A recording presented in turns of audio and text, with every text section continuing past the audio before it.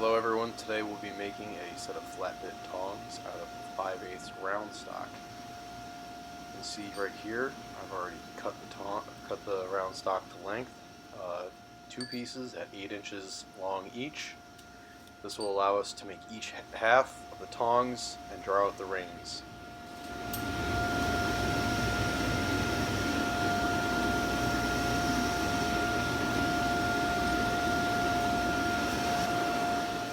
So what I'm doing here is I'm hammering about 1 inch into the length to create the first set for the jaws.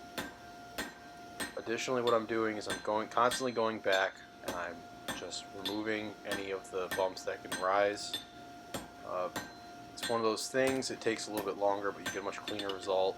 And find with blacksmithing, taking your time and always going back and trying to clean up your work as you're doing it will help you out a lot.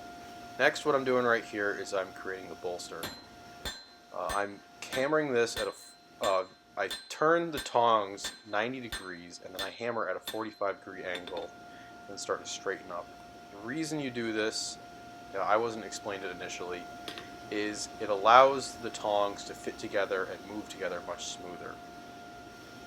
Again, setting the tong blank about 1 inch in, hammering down half on, half off the anvil. Constantly cleaning up and going back. It's my personal style. I like to actually move my arm out a little at a 45-degree angle. That's why you see me doing that. Whatever suits you best. So after those are cleaned up, again, turn it 90, hammer down with a 45-degree angle, half on, half off, so that you can set that bolster.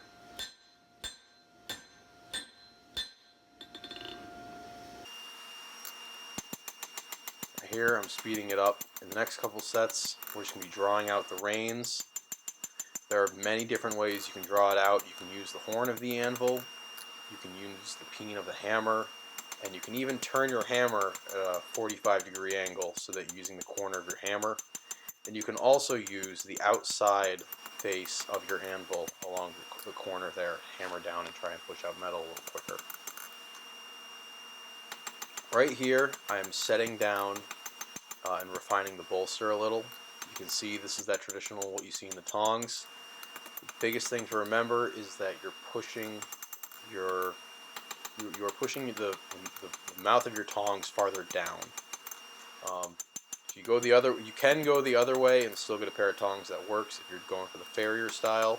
But for right here, we're just trying to go the traditional blacksmith style tongs. You saw here while I'm drawing them out more, I did use the outside face of that anvil. Me personally, that's not something I like to do. I like to forge them on the horn of the anvil and do a quarter turn every time after every hit. Just me personally, I find that's what works best.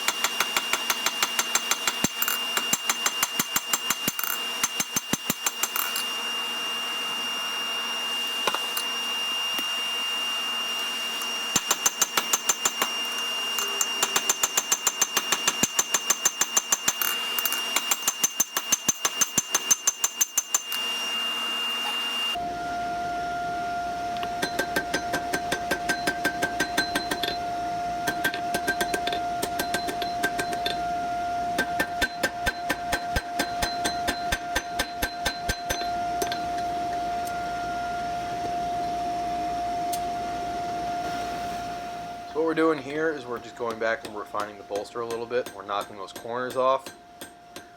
What this does is, again, it just makes it so the tongs fit together a little smoother, and it also helps you to be able to hold some wider stock. It's a good way to actually move the jaws apart from each other before you even rivet them together.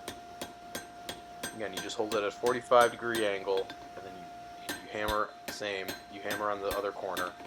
That'll force it in, and that'll give you that nice clean look, and it'll help them fit together a lot smoother. I find doing it this way, I don't even need to rasp or hot file them. You just turn them, give them a couple clean, good hits, and it'll smooth up the surfaces.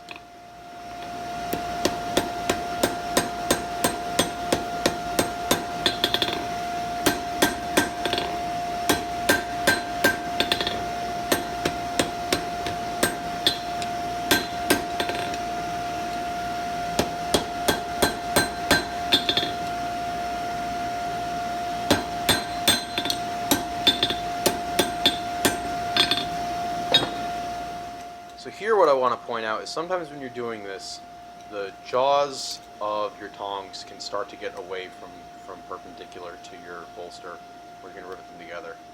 What I find that works, and it's a very cheap solution, is you just get a couple of old crescent wrenches or adjustable wrenches, put one on the bolster and one on the jaw, and you just twist them until they're 90. This isn't, as you'll see some tongs are made with you will forge them flat and then do a complete 90 twist. This isn't the same case, this is just trying to get them so they fit together.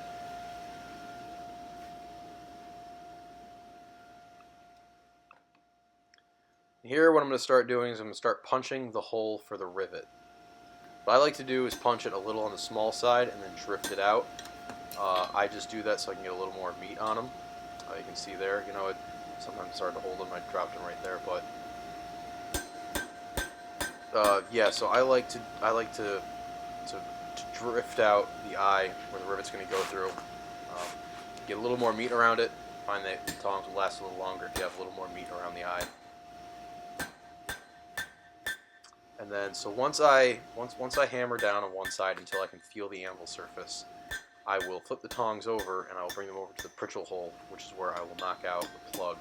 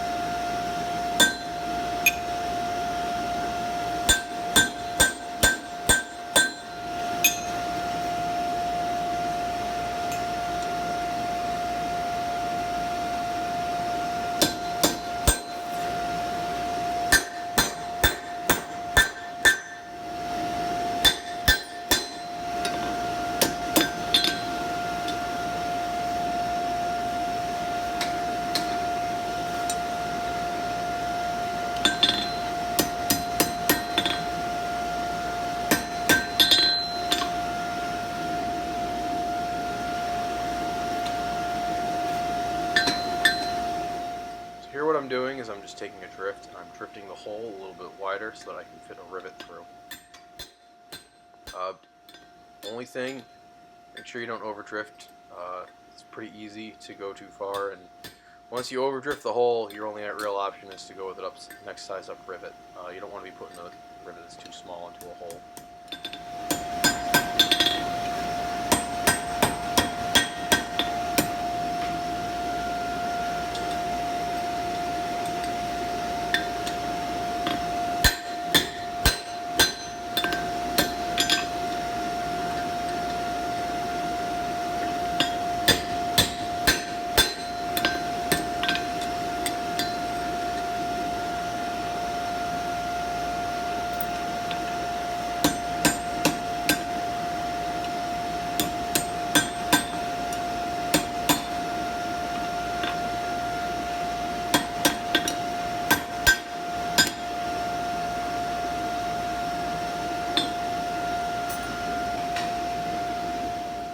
So the next step that I'm doing, and this is optional, but I find it helps your grip a lot with the actual tongs, is I take a hot cut and you just cut a couple teeth into the jaws of the tongs.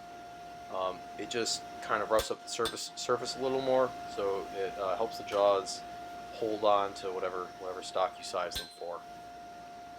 Again, it's an optional step, but it's that little bit that you'll find goes a long way.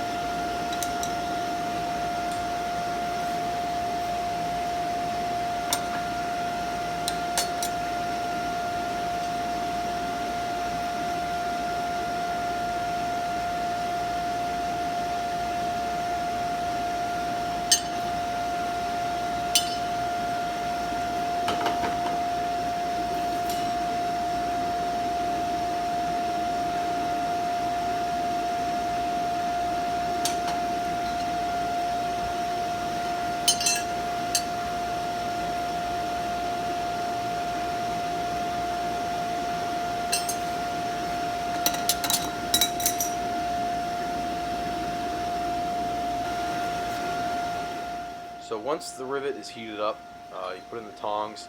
I like to hot cut the rivet once it's in there rather than cutting it in advance.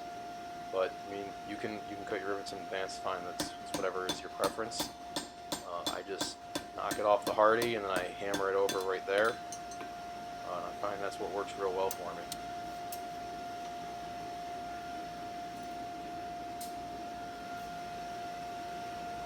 Also, always make sure you take your hardy out of the anvil. That's something that's really easy to hit your hand on. That's bad news.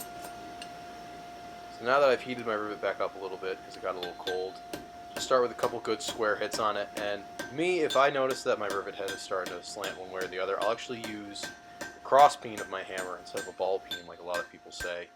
That's just because my preference is I like a flatter rivet head and one that isn't as rounded over.